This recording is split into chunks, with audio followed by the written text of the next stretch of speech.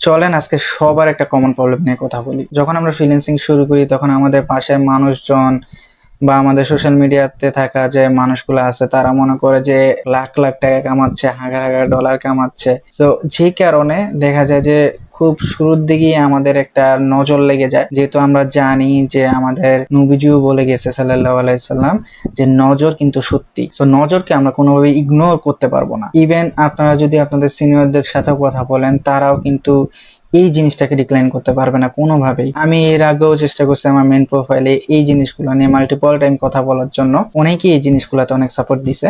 So নজরের ক্ষেত্রে আপনারা সবসময় চেষ্টা করবেন যে খুব বড় কিছু করে না ফেলার আগে সেটাকে ডিসক্লোজড না করার জন্য।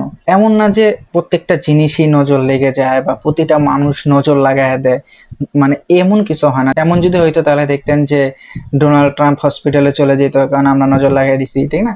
বাট জিনিসগুলা এভাবে হয় না। কিন্তু যেহেতু নজর সত্য, আমাদের অবশ্যই সাবধান থাকতে হবে, কারণ কখন কার নজর কিভাবে লেগে যায় সেটা আসলে কারোরই জানা নাই। আর এটা খুব বেশি ইম্পর্টেন্টও না যে আপনি জানবেন যে কে নজর লাগাইছে, আপনার পাশের মানুষ, কাছের মানুষ, নাকি সোশ্যাল মিডিয়া থেকে কেউ, ঠিক না? সো আইডেন্টিফাই করা জিনিসটা টাফ।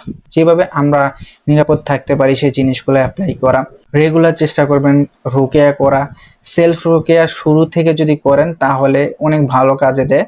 অ্যান্ড অনেকেই দেখবেন বলবে যে সেলফ রোকেয়া অত বেশি কাজে দেয় না। এখন ওই জিনিসগুলোর টার্মস অনুযায়ী অনেক আলাদা হয়ে থাকে, কারণ আপনার কোনো একটা কিছু হয়ে যাওয়ার পরে যদি সেটা খুব ডিপলি চলে যায় তখন সেলফ রোকেয়াটা করলে অত বেশি কাজে আসে না, তখন আরো অনেক কিছু এখানে ইন্ট্রোডিউস করতে হয়। এই টাইম জোনগুলো একদম ডিফারেন্ট। বাট আপনি যদি শুরু থেকে সেলফ রোকেয়া করেন, বিশ্বাস করেন এটা আপনাকে অনেক পাওয়ার এন্ড এনার্জির মধ্যে রাখবে, যেটা ওই ফিউচারের যে প্রবলেমগুলো আছে ওগুলা থেকে আপনাকে আগের থেকেই সুরক্ষা দিয়ে রাখবে।